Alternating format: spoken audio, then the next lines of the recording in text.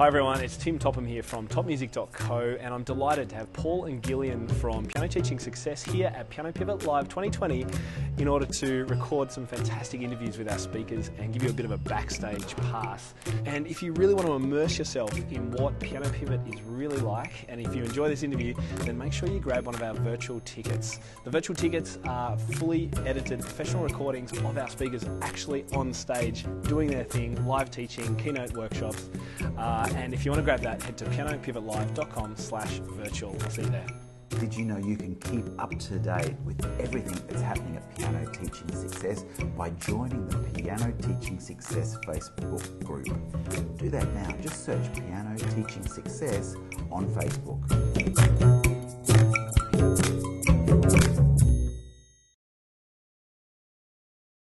Live, and I'm here with Tony Betros, who is a General Manager for ANZCA exams. So let's kick off with what does ANZCA stand for? We call ourselves ANZCA Music Examinations now because new people didn't know what ANZCA meant, so we wanted to get music in there, but it's all a bit long-winded. But ANZCA stands for Australian and New Zealand Cultural Arts. Mm-hmm. And you focus on music? Sorry? The focus is on music. Yes, so we're trying to market ourselves as ANZCA Music Examinations. Okay. To get that music out there. And you started in 1983? Yeah. So, gosh, that's a long history, 40 years. It is. I think it was kind of a breakaway from the Australian Guild. Yes. And it was looking to set up other options, especially with the modern stream for students. So that was one of the main reasons. So the classical streams have been around for like 100 years or something like that. Yeah. So you saw that there was a real kind of desire in some teachers to teach other things, not just that's into right. that. Yeah, that's right. And so from this germ, you've developed really into a number of options for piano teachers, haven't you? We have, yeah. I mean, the classical syllabus is still important for us, but the modern would probably be our main syllabus. Mm-hmm. So in terms of piano, there's classical piano, modern piano, and our performance piano was introduced in 2014, so it's been out for a few years, where they can choose pieces from the classical and the modern syllabus in whatever kind of format they like, although they must choose a list A from the classical syllabus. Mm-hmm. We felt that there was some technical aspect. There's also a jazz syllabus too. And there's the new jazz syllabus. so actually, before we go on to that, because we've got people listening to us from all over the world actually. Right. So what countries is ANZCA in? Okay, so we're in every state of Australia and territory, and we're in both islands of New Zealand and also Malaysia, Singapore, Thailand and Indonesia. And we do that all out of our one office. Which you just moved into, a new office in Melbourne. Brand new office in Nunawading, which the board has had a building fund for a number of years. We finally found a property that suited us, and it's all been fitted out exactly to ANZCA's requirements. So it's all very exciting. Yeah. And are you not-for-profit? We are not-for-profit. Yeah. Which is nice. Yeah. Nice.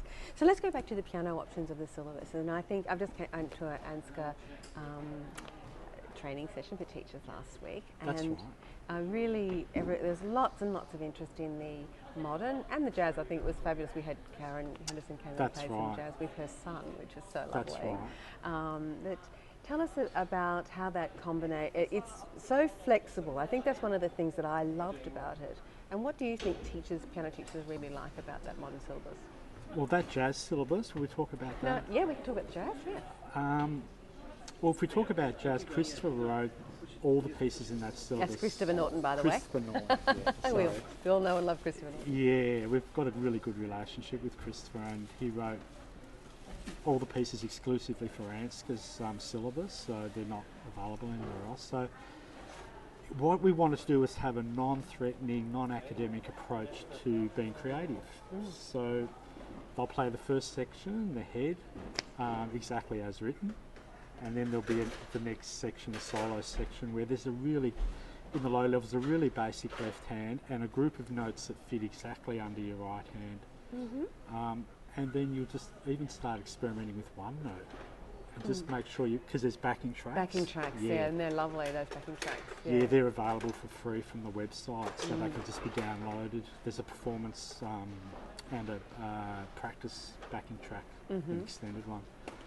Yeah, so they can just play along with that and just get used to playing with the backing track and then add a few more notes. And so it's a really lovely, easy way to step into a step-by-step approach to sort of getting a little bit more sophisticated as we go along, but easy entry. Yeah, that's what we were hoping So for. how many levels are in the jazz syllabus? There's 5 levels, but only 3 have been released so far. We didn't realise the amount of work, well we should have, because there's 7 instruments per level. Yes, and that was So we're one talking of the other about great 35 things. books.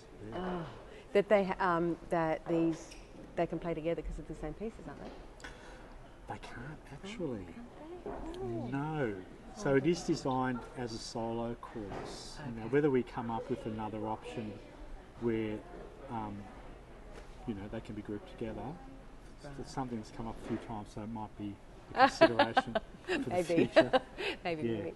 Okay, so now tell us about the modern syllabus. Yeah, the modern syllabus. When the modern syllabus was first released, it wasn't like just an extra add-on thing. We wanted to make it just as serious as the classical syllabus. So it goes all the way through the same levels. It's got the associate, the licentiate, and the fellowship diploma.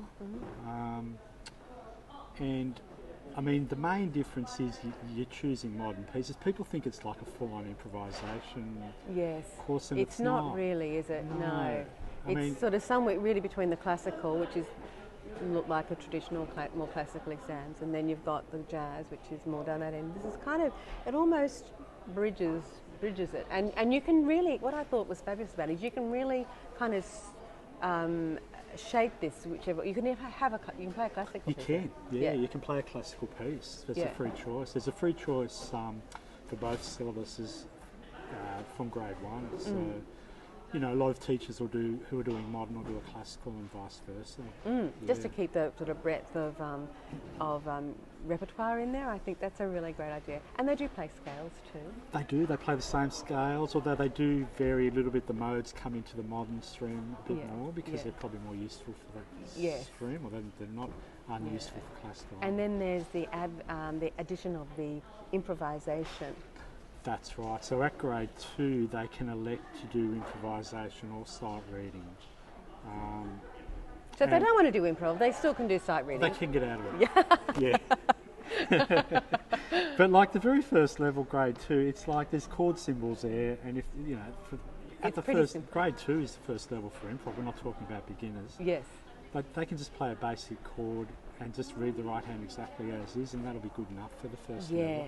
Yes, as long as they're in time. It's a nice way to step into it. It is. Yes, nice and easy and step in. And actually with APPC, Cynthia is on the ANZCA stand there, and she just sold out of that improvisation book of yours, just went poof! Yeah, it did. You were selling them, sending them more. We were amazed. And we were low on staff that week, and I was out the back trying to make them and get them posted up there. You do what you have to do. You do. You do. So so that's a really popular book, and I think it's a really great book as a resource for teachers, whether they're doing ANZCA exams or not. Exactly right. Just to be introduced to improv and what to look for. There's a lot of explanation in there at the beginning, so it's a good resource. Yes, and the other thing I really loved about what Cynthia was saying last week is that in the theory, you ask the questions and you write the questions out exactly, and even in the practical exams. Oh, you're talking about in the general knowledge, yeah. Yes, they are. They actually. Where they're written in the syllabus. Yes. Because the little ones come in the exam and they ask it in a slightly different way, and the child looks at them. I mean, they're doing a performance exam. It's not, the main part of it. So as long as they've done the work, they should be okay with that section. Yes, that's right. So the actual question is in the syllabus. It is. It's asked that way, and then they just, insert whatever it is that they're going to point to or what have you. That's exactly right. So I thought that was really good, particularly when you're putting little kids. Yeah, it is. It's difficult for young ones because they don't like to speak up if they don't understand, so they'd rather say nothing. Yes, and sometimes they go blank with. They do. Yeah. So it's good to help them. You want it to be a positive experience. And I think that was the overwhelming thread, is that you're really wanting to promote a happy, positive experience. I'm glad you said that, because that's what we really try and focus on. Yeah. It's not about the teacher and it's not about the examiner, it's about the student on exam day and the experience they're having. Yes. And so that's what our decision making is always made on, if there's any kind of disputes or anything, you know, like we want them to have a positive experience. Yeah. And want them to keep on learning, because at the end of the day we all want lifelong That's right. players. We do. Yeah. Yeah. And so for some people who are wondering whether these have the same amount of credibility or accreditation with education department and for tertiary studies and everything, what do you think of that? In all the states where accreditation is available, in terms of, and for example in Queensland you can gain extra points towards your QCE, called VCE and VIC, if you've done an ANZCA exam. So if you've done an ANZCA exam, I believe above grade 4, you'll get extra points towards your QCE. Now from memory, that's available in Queensland, Northern Territory, South Australia, Tasmania and Western Australia, and in all those states, ANZCA has the same accreditation as the other exam boards that operate in Australia. So it's good to know that you don't have to think, oh, I've got to do the property exams, or I've got to do, this is the way I have to do this because they need this for their studies. No, that's right. All of the exam boards have the Yeah, same. that's clearly stated on our website if you really want to get into it. Yeah. That's good. No, like if anyone wants to investigate it, you know what I mean. Yes. And sometimes that information, I know when I was doing it for my own children, it's like, it's a bit of a minefield trying to find where it all is on everybody's sites, but it is exactly there. Right. It is there. It's really good. Okay, so in leaving us, our final question would be, what do you love about your job?